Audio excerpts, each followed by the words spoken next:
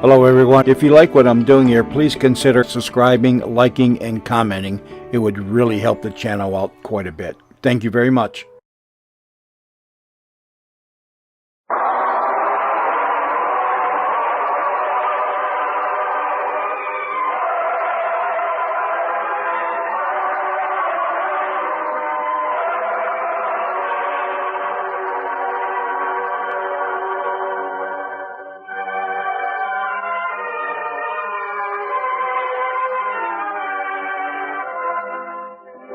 Tonight we present The Chief Seat at the Wedding, a drama of humility based on a teaching in the greatest life ever lived. Our scene is a great house in Jerusalem, where the master has been invited to eat the Sabbath meal. As they wait for their guests to arrive, the men eye each other expectantly, till one of them says, Well, it's on everyone's mind. We might as well talk about it. "What could you possibly mean, Caleb?" The way you're all looking at the seat at the head of the table, I can see that you each feel entitled to it. Am I right, Samuel? Well, now that you've mentioned the subject yourself, it's possible that I feel I'm entitled to sit in the chief place. Oh, but you see, Samuel, there are others who feel the right is theirs. And if you look around, you'll notice that there is no man here who is inferior to the others. And since I did the inviting, I might as well allow you all to share my little joke. I don't joke about my standing in the community. Soon the master will arrive, at any moment. We shall present this question to him. We'll let him settle the matter of who shall have the place of honor. What's the... Oh. Master, we bid you welcome to the Sabbath meal. And you've come at a propitious time, for we have a great problem which has come up. None of us seems able to settle it.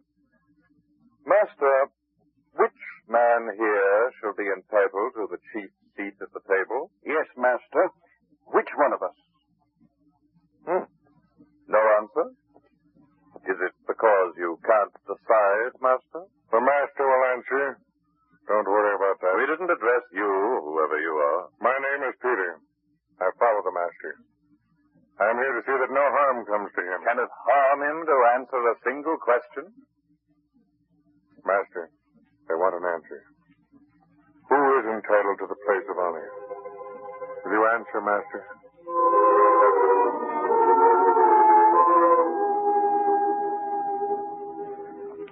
Whosoever exalteth himself shall be abased, and he that humbleth himself shall be exalted.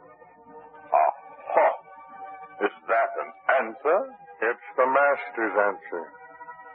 But if it's not clear to you, then perhaps you'll explain with a parable. When thou art bidden of any man to a wedding, sit not down in the highest place.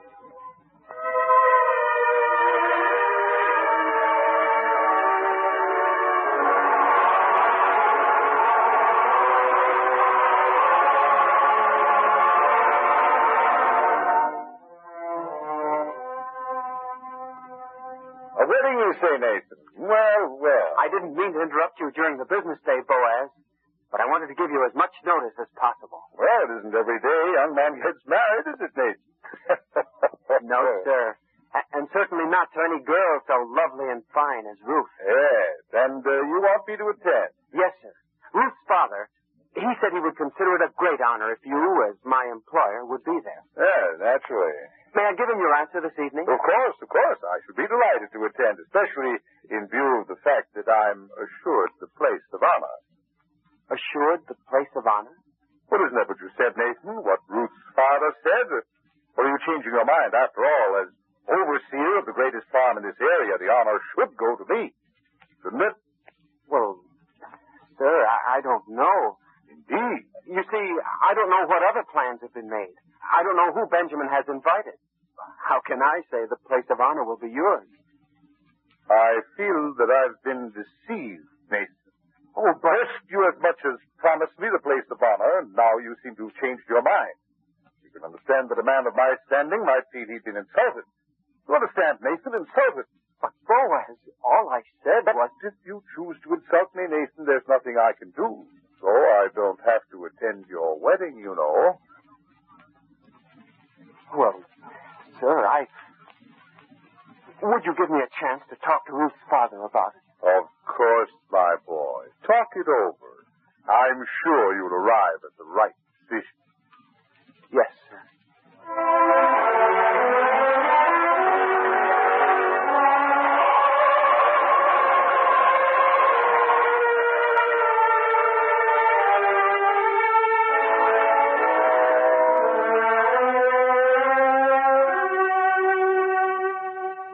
Ruth, darling, the way Boaz talked, it was almost a threat.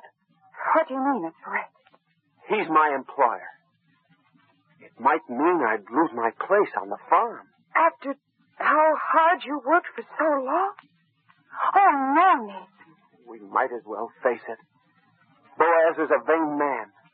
Anyone who insults him is open to retaliation. In my case, well, it might mean my job. And now, of all times, when we're just beginning to build our lives together, it's important. The most important thing there is. Then there's only one thing to do.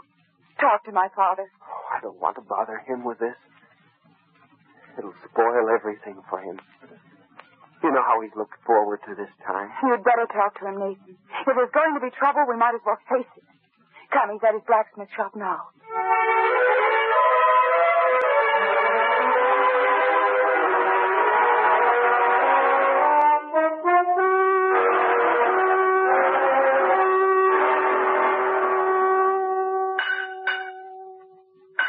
You'll have to keep talking as I work.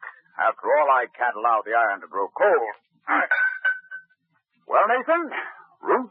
We've told you everything, Father. Boaz won't come to the wedding unless he's guaranteed the place of honor. I'll be finished here in just a moment.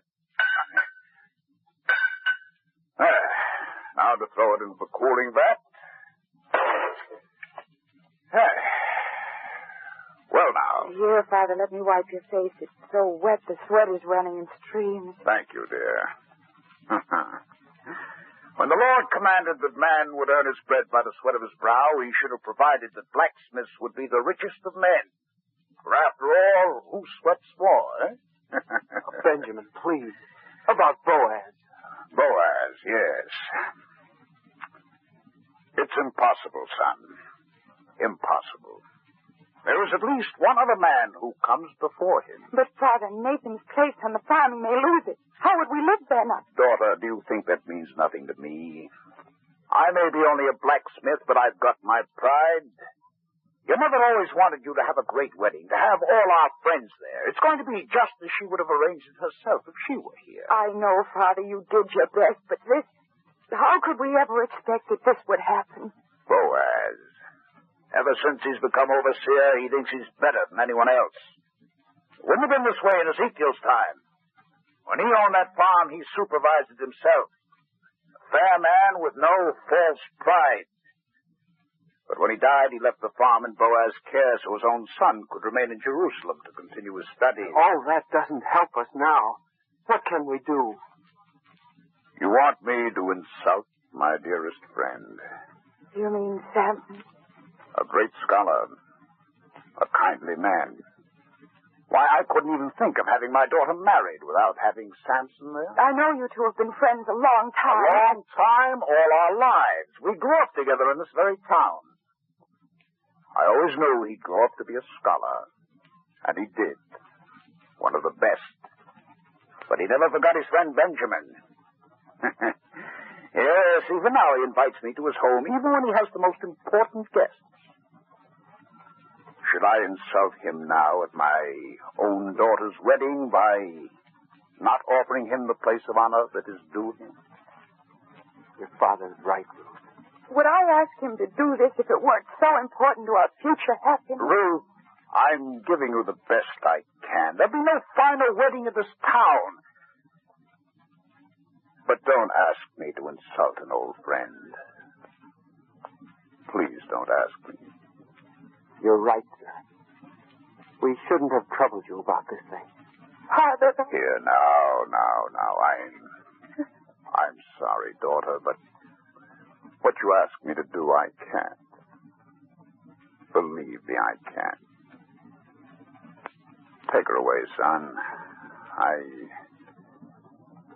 have work to do. Come, dear, please. All right, Nathan. Father, I don't blame you. Believe me, I don't. Come. Go, dear. Take my word for it. This won't seem so serious after a while. Ruth, please, don't worry about it too much. But if you lose your position now, the money you're saving up to buy a place of our own, it'll disappear little by little until there's nothing left. You'd have been better off if you'd never met me. Oh, don't say that, darling. And as for all the things I've wanted, they've been for you. Everything. The land to assure you that you'd never go hungry. The house to give you comfort and security. And if everything had worked as I'd planned it, we'd have it all in only a few years. Well, what if it takes longer? We can wait. It isn't right. How can everything we planned on be upset by something so small and petty? It isn't right. Maybe I was wrong about Boaz. Maybe I misinterpreted what he said. Let's wait. Let's see what happens.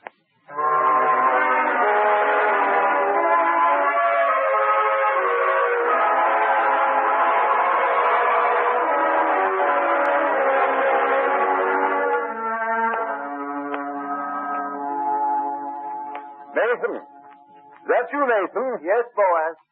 Well, you've come at a very opportune time, Nathan. Have I? Oh, come. You won't deny that the thing uppermost in your mind is your wedding.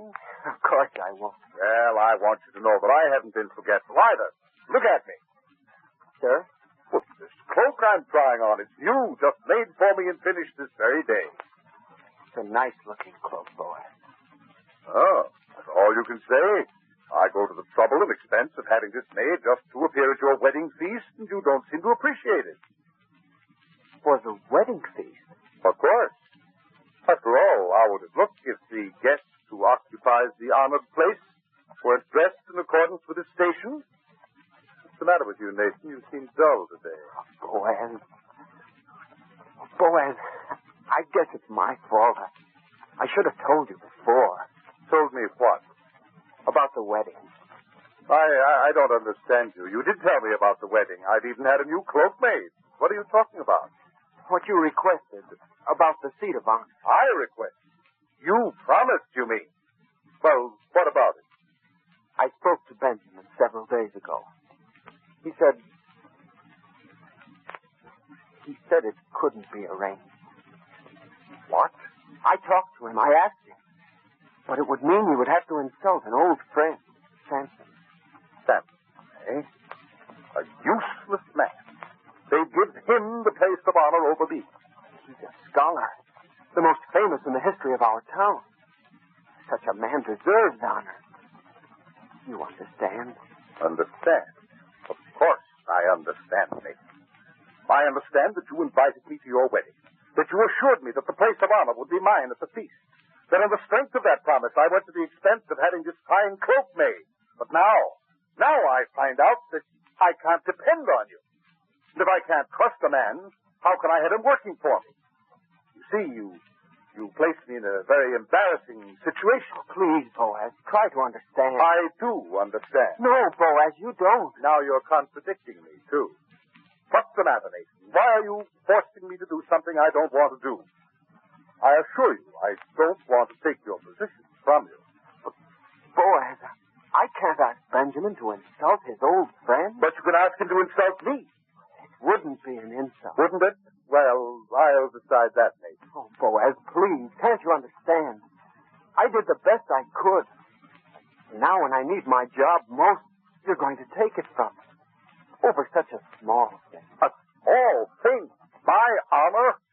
Well, I don't think so. And as for how much you need your position here, well, you can't need it very badly if you won't arrange this little matter. I'll see what can be done, Boaz.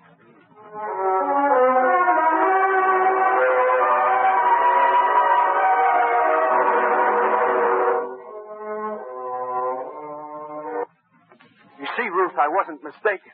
He came right out with it this time.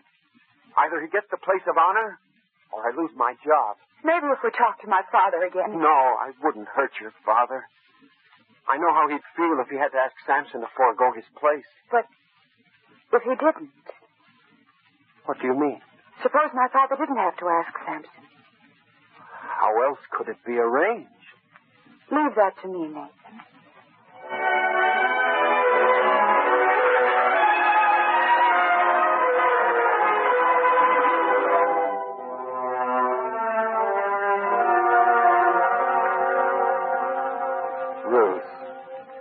Ruth, I can't tell you how flattered I am that such a lovely young girl could find time to visit a stodgy old man like myself. Please, Samson, it's something important.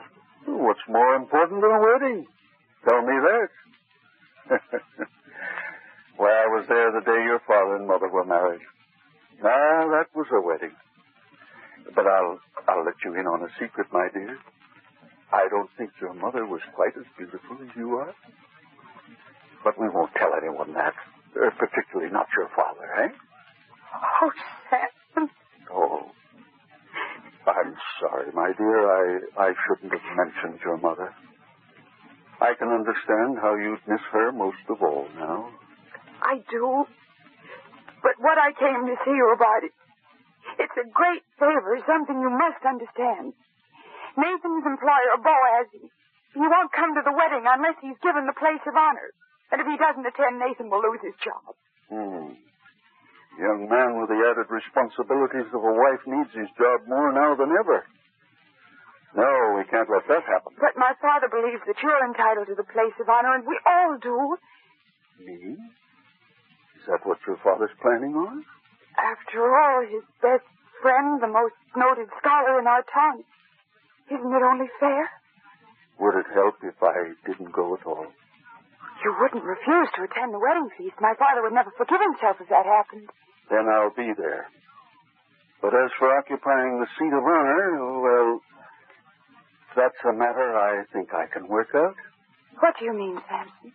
We'll see that things work out satisfactorily. Oh, thank you, Samson. Samson, I just have to kiss you. Well, such a gift is indeed an honor. Now, don't worry, Ruth. I'm going to try and arrange everything for you. But no matter what happens, when I see you next, you'll be a bride.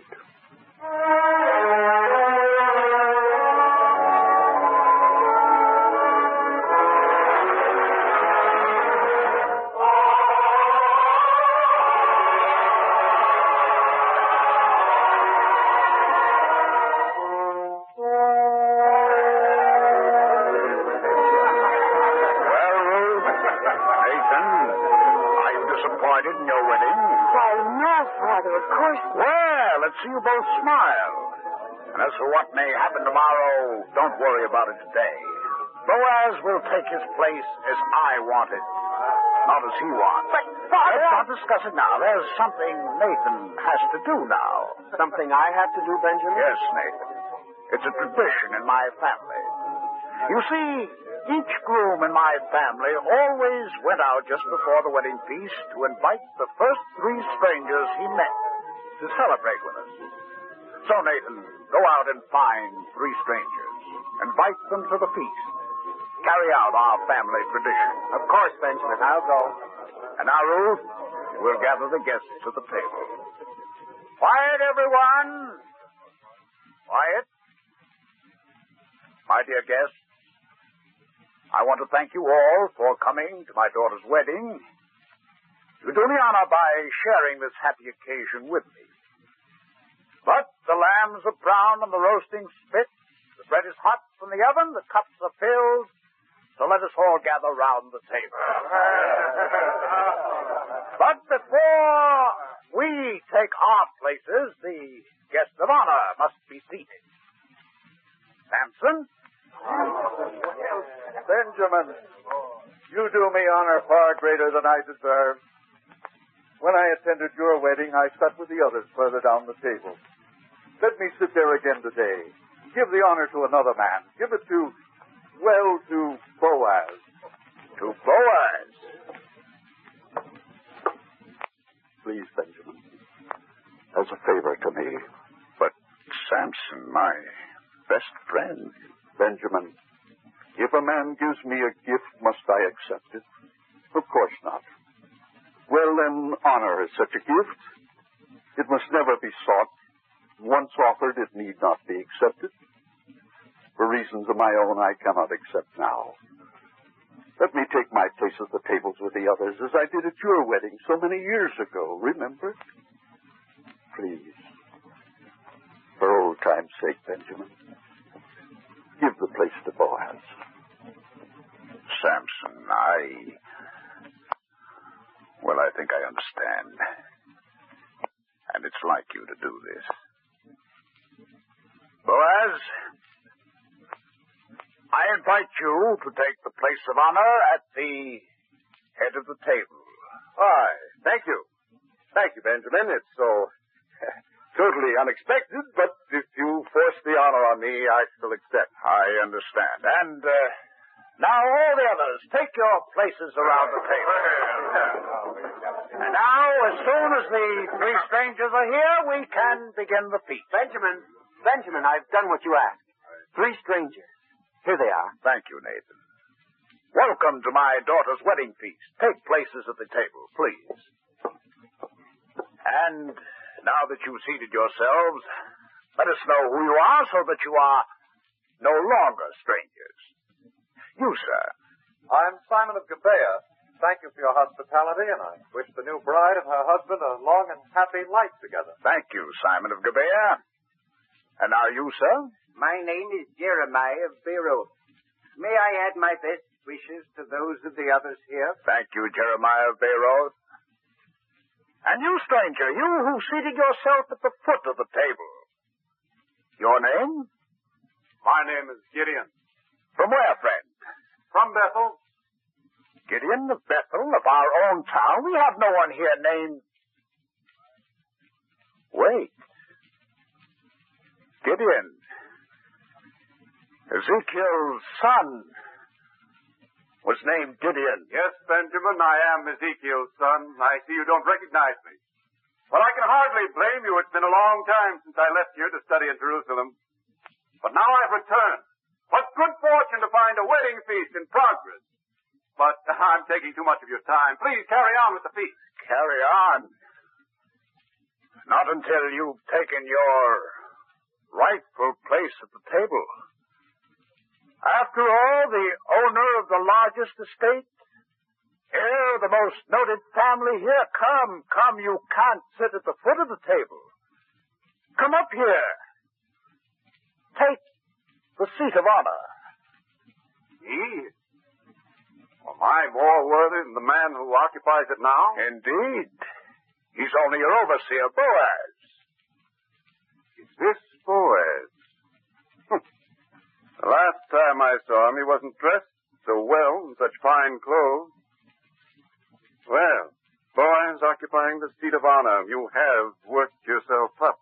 Well, after all, Gideon, it was offered me. I can see that, but there's another man I see at the table whom I would have thought more suitable as guest of honor. Another man? Yes, when I was in Jerusalem, there was only one man in our entire town I heard spoken of with reverence and respect, even by the wisest men there. He is Samson. Yes, Samson's fame as a scholar has spread far. I heard him quoted often in Jerusalem. I should think that he would deserve the place of honor. The choice is yours to make, Gideon. Then I insist. Samson, come up here. Take your rightful place. It isn't necessary, Gideon. Necessary? Has anyone said it was necessary? No, but it's fitting and proper. I couldn't occupy the seat of honor while a man like yourself sat in one of the lower seats. Please, Samson. If it will make you feel at ease. Boaz, get up. Get up. Give the seat of honor to a man who's more deserving than either of us. Yes, but where shall I sit? Have the others move. Have them make room. Disturb all the others just for one place. Why? Go on, Boaz. Take my place at the foot of the table. Take it. But after all, from the seat of honor to the very foot of the table. If you'd taken your right place at the table to begin with, you wouldn't have had to sit at the foot of the table. Go, Boaz.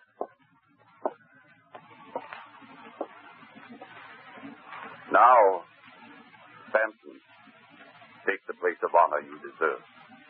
I'll take your place, and we'll have a wedding feast as I remember them from my younger days here. Come, Samson. Everyone, rise and do honor to a man who deserves honor. And now that everyone is in his rightful place, I wish to offer a gift to the newly married couple. To two people who begin their married life with so hospitable a gesture as to invite strangers to share their feast. I shall give a portion of my land large enough to allow them to start a farm of their own.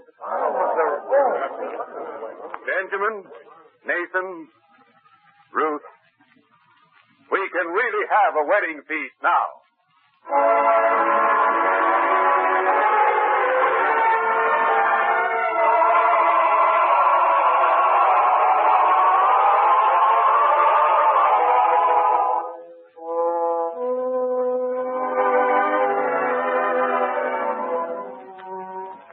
Caleb, you've heard the Master's parable.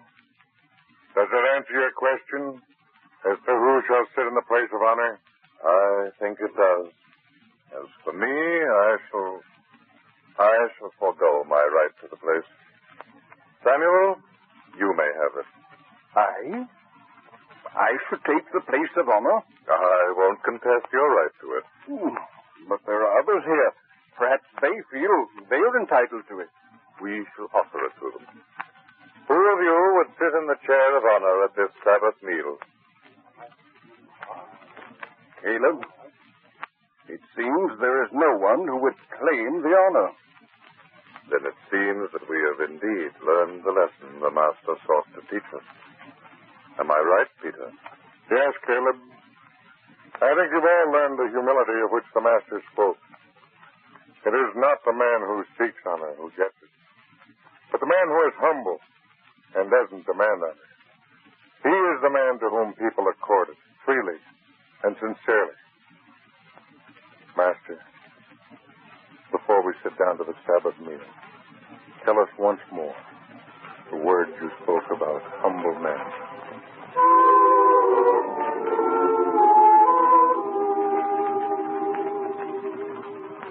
Whosoever exalteth himself shall be abased, and he that humbleth himself shall be exalted.